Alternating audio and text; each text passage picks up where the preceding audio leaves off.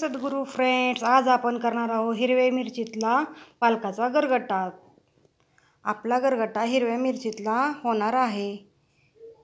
अशा 2 पेंड्या पालकाच्या भाजीच्या आणलेल्या आहे। यामध्येच मिक्स आहे चुका। आता आपण हे वेगळा तोडून घेऊ आणि व्यवस्थित धुवून घेऊ आणि यापासून आपल्याला गरगट्टा तयार करायचा आहे। कुकरमध्ये आपण 1 ग्लास पाणी घेतलेला आहे। ह्या पाण्याला आपण आधण येऊ देणार आहोत। कुकरमधल्या पाण्याला आधण चांगलं आलेलं आहे। आपण यामध्ये अर्धी वाटी डाळ टाकून घेऊया तुरीची।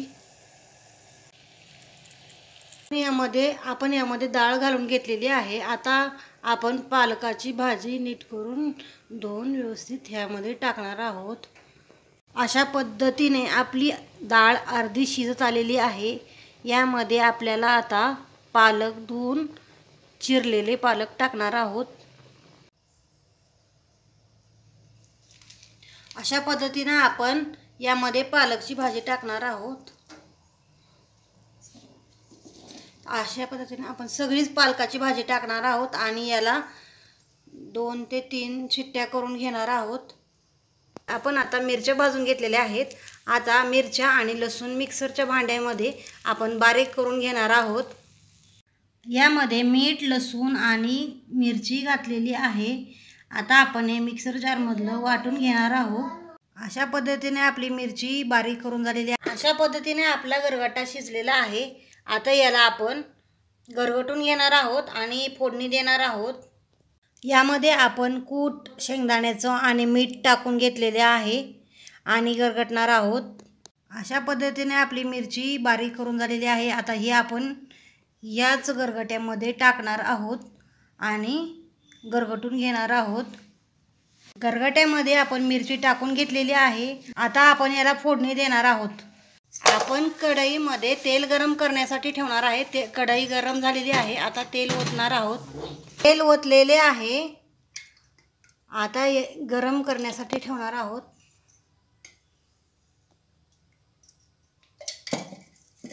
तेल गरम झाले की मग आपण जिरी मोहरीची फोडणी देणार आहोत। जिरी टाकलेली आहे, मोहरी टाकून घेणार आहोत आणि यानंतर आपण जो गरगटलेला होता गरगटा तो टाकणार आहोत।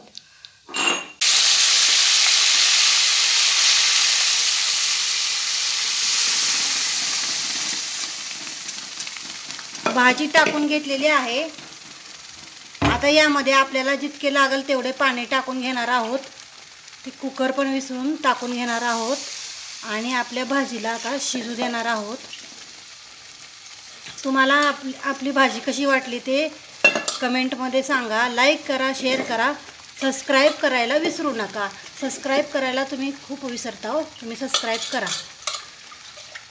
आपली आता भाजी थोड्या वेळाने तयारच होणार आहे। आता याला उकळी काढली की मग आपली भाजी तयार झालेली आहे। यामध्ये आपण लसूण टाकलेला आहे, परत मिरची पण टाकलेली आहे मिक्सरच्या भांड्यामध्येच।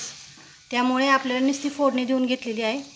आता याला उकळी आली की मग आपली भाजी तयार झालेली आहे। आता आपण याला चांगली शिजू देणार आहोत। यामध्येच आपण गरगटताना कूट पण टाकून घेतलेले आहे।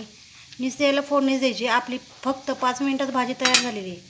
मीठ कमी जास्त पडलं असलं तर तुम्ही बघून टाकून घ्या आणि असं हलवून घ्या।